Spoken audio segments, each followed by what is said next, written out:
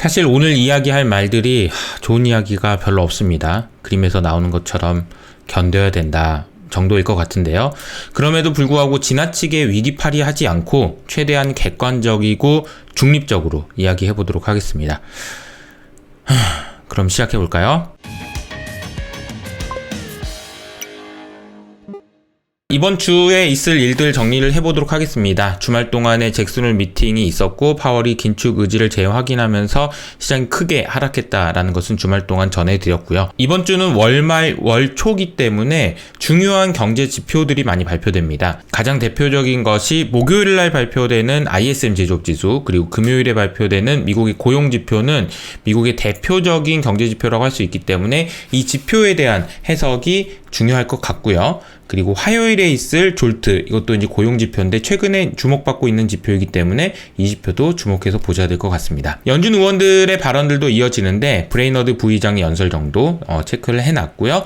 그리고 수요일에는 중국의 PMI 지표, 그리고 목요일에는 한국의 수출입 동향이 발표됩니다. 이번 달에는 8일에 ECB 회의가 있고요. 그 다음 주인 15일에 BOE, 그리고 FMC 회의가 연이어서 예정되어 있습니다. 잭슨홀 미팅에서 중앙은행 총재들이 만나서 너희들 각오해 이런 이제 겁을 줬기 때문에 이 일정들이 부담스러운 것은 사실인 것 같습니다. 금요일에 미국 시장의 모습은 이런 모습이었습니다. 다우 3%, 나스닥 4% 상당히 큰 폭으로 하락했고요. 금요일 하루 동안 주가는 너무 많이 빠졌고요. 주간 단위로 봐도 에너지 섹터를 제외하면 모든 섹터가 하락하는 모습을 보였습니다. 미국 국채 2년물 금리와 10년물 금리를 보면 금요일에도 말씀드렸지만 주가가 하락한 거에 비하면 금리 움직임은 그렇게 크지 않았어요. 그래서 2년물 금리 3.4%, 10년물 금리 3%로 두 금리 차이는 40pp 가까운 수준을 유지하고 있는 상황입니다. 전체적으로 10년물, 20년물, 30년물 금리 모습을 보면은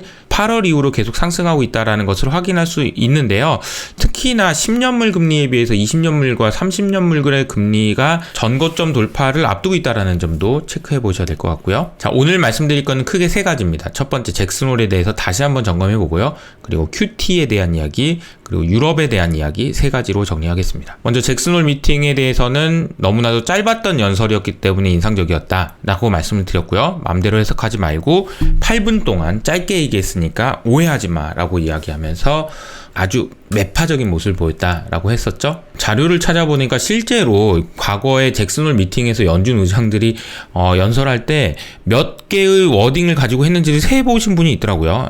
네, 대단하십니다. 어쨌든 이번에는 1300자로 과거에 비해서 상당히 많이 줄었다라는 것을 알 수 있습니다. 두 번째는 이제 정색하면서 얘기했다. 특히나 이제 제가 신동엽 씨 사진을 보여드린 게 과거하고는 확연히 다른 그런 모습을 보여줘서 시장을 놀라게 했다라는 내용인데, 그 내용에는 뭐냐면은 가게와 기업에 고통을 줄 수밖에 없는데 물가 안정 없으면 더 큰 고통이 있을 거기 때문에 견뎌라, 견뎌. 이런 얘기를 했다는 거죠.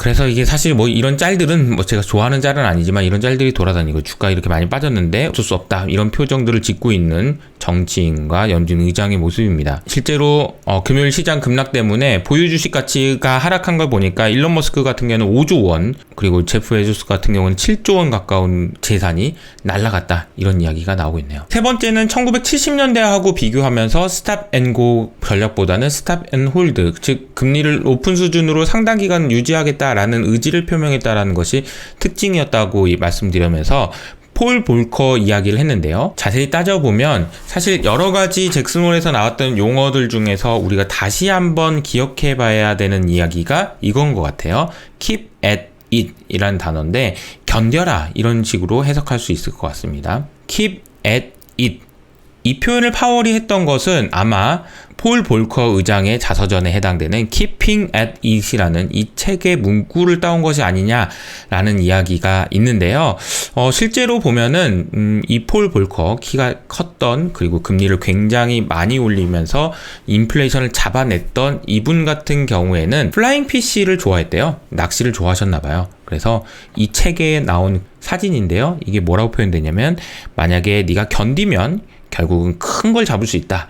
인플레이션을 잡으려면 견뎌야 된다. 금리를 올리고 나서 낮출 것처럼 하지 말고 계속 견뎌야 된다. 이런 이야기를 했다라는 이야기가 나오고 있습니다. 실제로 잭슨홀에서 잭슨홀 미팅을 하게 된 계기도 폴 볼커가 플라잉 피쉬를 해야 되는데 플라잉 피쉬 하기 좋은 곳? 이래서 보니까 잭슨홀이라는 이야기도 있을 정도입니다. 그래서 실제로 시장에 반영된 정책금리의 경로를 보니까 빨간색 선, 이 빨간색 선이 시장에서 생각하는 금리의 경로인데요. 어쨌든 17일 그 전에 비해서 조금 올라가 있는 상황이라는 걸 알 수 있죠. 그러나 여전히 올해 말까지만 올리고 그 다음부터는 더 이상은 못 올릴 거야. 조금 내리지 않겠어? 라는 전망이 여전히 우세한 상황인 것 같습니다. 주요 IB들의 정책금리 전망 수치들도 제가 가져와 봤는데요. 바클레이즈, BOA, 그리고 CT 같은 경우에는 4.5까지 올리고 그 이후로 계속 유지할 거다. 가장 호키시한 전망을 가지고 있고요.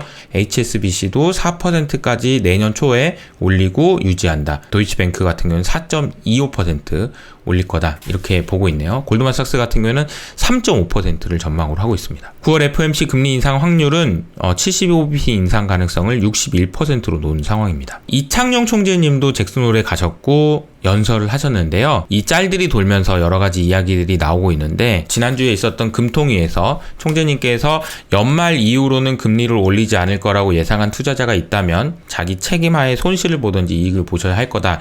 이 표정을 지으면서 얘기를 하셨는데 이런 이야기를 하시면서 너무 한국은행이 금리를 곧 있으면 더 이상 못 올릴 거다 이런 생각을 하는 것을 막기 위한 그런 코멘트가 아니었나 싶습니다. 잭슨홀에서 하셨던 말씀이 굉장히 인상적이었던 것들이 있었는데 그 내용을 좀 점검해 보도록 하겠습니다.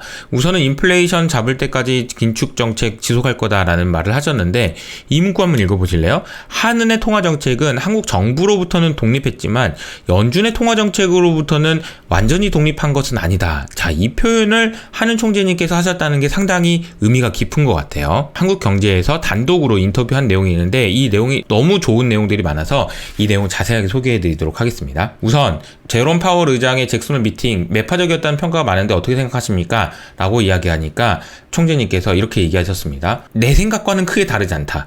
그래서 이것 때문에 한국의 통화정책을 변경할 생각은 없다 라고 하시면서 시장을 안심하게 만든 것 같습니다. 그런데 아마 시장 참가자들의 생각이 모두 나와 같진 않을 거기 때문에 시장의 파월 의장의 발언에 반응할 것 같습니다 라고 이야기를 하신 거죠. 두 번째는 그렇다면 주식시장이나 외환시장 이야기를 하는 거냐는 질문에 대해서 특히나 외환시장에 대한 관심을 내비치셨습니다. 그래서 내일부터 면밀하게 모니터링 할 거다. 어떻게 되는지를 볼 거다. 라고 이야기하시면서도 한편으로는 자, 이게 환율이 너무 올라갔다고 해서 외환위기 온다고 이렇게 얘기한 건 너무 우려가 과도하다라고 얘기하셨는데 뭐가 과도합니까? 라고 이야기하니까 당시에는 한국만의 위기이거나 아시아의 위기였고 그 이후로 한국에서 자본이 확 빠져나가고 여러 가지 문제들이 생겼지만 지금은 그렇지 않다. 유로화보다도 더 잘 버텨주고 있어서 잘 하고 있다. 너무 지나치게 호들갑 떨지 말라는 그런 메시지를 분명히 주신 것 같습니다. 그리고 수출에 도움이 돼서 그런 거 아니에요? 그런 말씀을 하시니까 그것도 팩트로 정확하게 표현하셨는데요. 뭐라고 얘기하셨냐면 한국 기업들이 해외 진출이 늘어서 예전만큼 환율 상승이 수출 증가에 효과를 보지 못합니다. 이거 명확하게 점검해 주신 거죠. 오히려 환율이 상승하면 물가가 올라가기 때문에 이게 문제입니다 라고 이야기하셨던 것이 또 팩트를 가지고 정확하게 너무 걱정하지 마. 걱정해야 될 건 이게 아니고 이거야 라고 콕콕 찍어주신 것 같아요. 앞으로 물가에 대해서도 인플레이션 목표가 2%까지 내려오지 않고 4에서 5%를 기록하는 한 금리 인상 멈추지 않겠다는 메시지도 보내주셨습니다. 25bp 인상을 기본으로 한다는 얘기입니까? 이런 얘기를 하니까 여러 가지 이야기를 하셨는데 7월 금통위 이후에 한은이 내년에도 금리를 올릴 것으로 받아들여졌는데 정확하게 표현하면 내년에 금리를 안 올릴 것이란 시장의 전망이 사라졌다. 자, 이 표현도요. 내년에 금리 올릴 거다라는 것이 아니고 내년에 금리를 안 올릴 거라는 전망이 사라졌다. 미묘하게 다르지만 분명하게 선을 그으시면서 한은의 스탠스가 그리고 총재님께서 스스로 시장의 생각에 대해서 잘 이해하고 있다라는 그런 표현을 해주신 것 같습니다. 그렇다면 미국보다 금리 인상을 먼저 멈출 수 있습니까? 그러긴 어렵다라고 하면서 다시 한번 얘기해 주신 것이 한은의 통화정책은 정부로부터는 독립했지만 연준으로부터는 자유로울 수 없다. 라고 이야기를 해주셨습니다. 개인적으로는 총재님의 이런 워딩 하나하나가 상당히 인상적이고 시장이 안정을 찾는데 도움을 많이 줄 거라고 생각합니다. 물론 잭슨홀 미팅 이후 그리고 오늘 뒤에 말씀드린 유럽의 위기 등등 때문에 시장이 굉장히 많이 흔들릴 수도 있지만 그렇다고 해서 너무 호들갑을 떨거나 위기를 조장하는 모습을 보이지는 않아야 될 것 같다라는 생각도 들었습니다. 자, 이 자리를 빌어서 한웅 총재님 화이팅! 두 번째 주제는 QT입니다. 아무도 QT 이야기를 하지 않는다라고 제가 표현을 했는데요. 지난달에 파이낸셜 타임즈에 나와 있는 미스테리, 어떻게 QT가 시장에 영향을 줄 것인지에 대한 미스테리라고 해가지고 기사가 나와 있는데요. 그 내용에 보면 이렇게 표현되어 있습니다. 빌 닐슨이라는 분이 진짜 아무도 이야기하려고 하거나 생각하는 것도 꺼려한다 라는 표현을 쓰셨습니다. 왜냐하면 이건 생각하면 생각할수록 너무 큰 문제이기 때문이에요. 제가 지난주에 말씀드렸던 방 안에 코끼리가 있는 것 같은 느낌인 거죠. 큐티를 하긴 해야 되는데 도대체 어떤 상황이다. 얼마나 머리 아파. 얘기하지 마. 안 그래도 다른 것 때문에 힘들어. 이런 상황이라는 거죠. 실제로 팩트를 점검해 볼까요? 본격적인 양적 긴축은 9월부터 시작된다라고 제가 표현을 해드렸는데, 자, 이 그림을 자세히 보시면요. 파란색으로 표현되어 있는 것이 실제 연준의 자산이고요. 주황색으로 표현되어 있는 것이 실제 목표치입니다. 6월부터 시작된 양적 긴축은 한 달에 475억 불씩 줄어들기로 계획이 돼 있었죠. 그래서 이만큼 줄여야 되는데 실제로는 별로 못 줄였다라는 이야기가 나오고 있고요. 9월 달부터는 이 줄어드는 폭이 2배로 늘어나게 됩니다. 왜 못 줄였지라고 생각할 수 있는데 일단 국채는 많이 줄였어요. 근데 MBS는 거의 못 줄였습니다. 여러 가지 이유들이 있는데요. 자세한 내용까지 설명드릴 필요는 없지만 MBS는 어쨌든 하나도 못 줄였다. 라는 이야기고요. 두 번째로는 국채도 줄이긴 줄였는데 덜 줄였단 말이에요. 왜 그랬다 봤더니 연준이 들고 있는 팁스 물가 연동 국채를 가지고 있었는데 돈 벌어가지고 이 인플레이션이 오면서 돈을 벌어가지고 여기서 또 돈을 받아가지고 생각보다 못 줄였다 이런 이야기가 나오고 있습니다. 원래 계획대로라면 9월부터는 양적 축소 즉 QT의 규모는 2배 늘어야 됩니다. 근데 2배 늘기가 상당히 어려운 상황일 것 같긴 해요. 근데 이 과정을 어떻게 시장에서 소화해낼 것인지는 계속해서 주목해서 봐야 되는 이슈일 것 같습니다. 자, 마지막으로 유럽에 대한 이야기를 해보도록 하겠습니다. 유럽의 전기 가격이 급등했다라는 소식인데요. 독일 같은 경우에는 한 주 동안 전기 가격이 잠깐만요. 이게 맞나요? 76%요?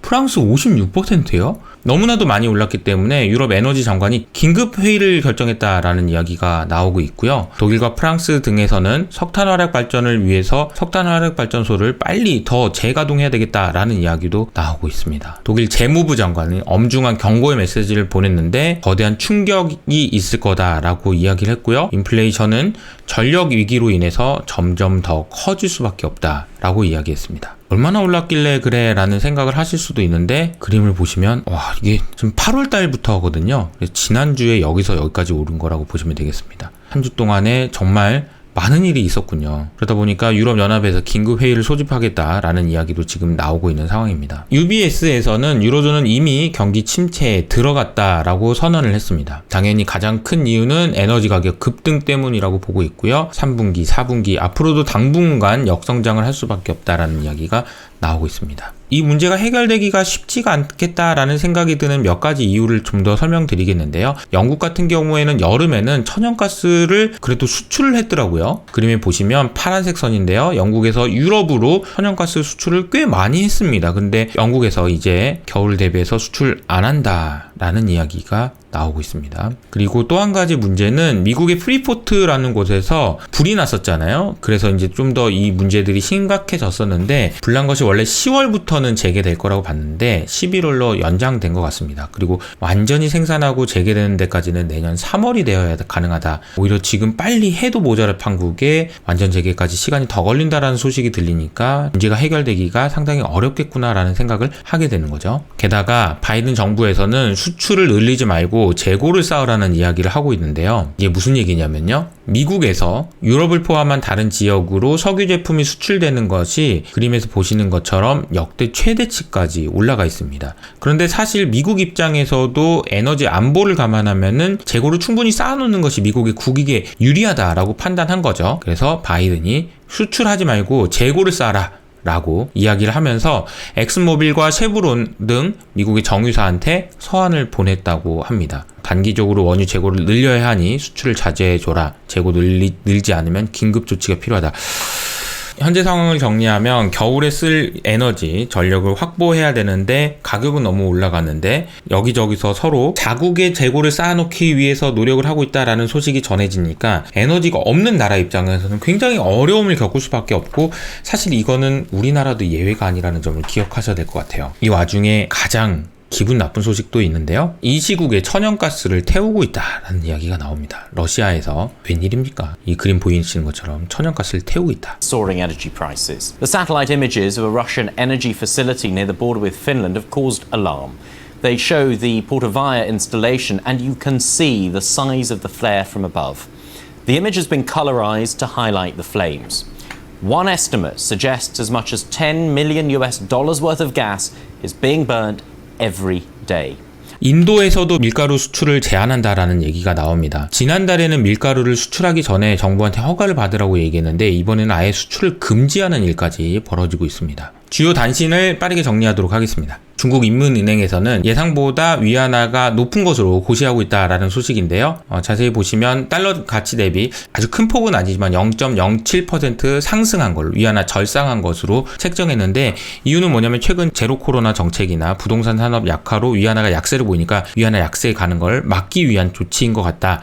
뭘 그렇게 호들갑이냐라고 보실 수가 있는데, 이 그림으로 보시면 원래 애널리스트 예상하고 그렇게 큰 차이가 없는데요. 이번에 보시면 최근에 위안화 약세를 막기 위한 정부의 정책이 어느 정도인지를 보여주고 있는 그림인 것 같습니다. 그리고 이 그림은 지역별 합산 출산율이라고 해서 지난주에 서울의 출산율이 0.63%라는 걸 말씀드린 적이 있는데요. 정말 많은 분들이 댓글로 의견을 달아주신 것 같습니다. 그런데 중국에서도 인구 감소가 문제가 된다라는 이야기가 나오고 있네요. 내년부터는 인도의 인구가 중국보다 많아진다고 합니다. 기점이 되는 것 같아요. 2023년 이후로 인도의 인구는 이렇게 늘어났는데 중국의 인구는 감소할 거라고 보고, 이 국제금융센터의 보고서의 내용을 요약해보면 이렇습니다. 작년 중국의 출생자 수는 1000만 명이었는데 이게 60년 만에 최저치라고 하고요. 65세 이상의 인구가 2억 명을 돌파하면서 고령사회로 진입했다라고 합니다. 그리고 올해 처음으로 인구가 감소하기 시작하는데 50년까지 약 1억 명 이상이 감소할 거다라는 전망도 나오고 있다고 합니다. 중국의 인구 문제가 이렇게 심각해지다 보니까 노동인구가 감소하고 경제활동이 위축되고 양로 부담이 가중되는 등의 부작용들이 예상된다라는 이야기입니다. 미국의 PCE가 발표됐는데요.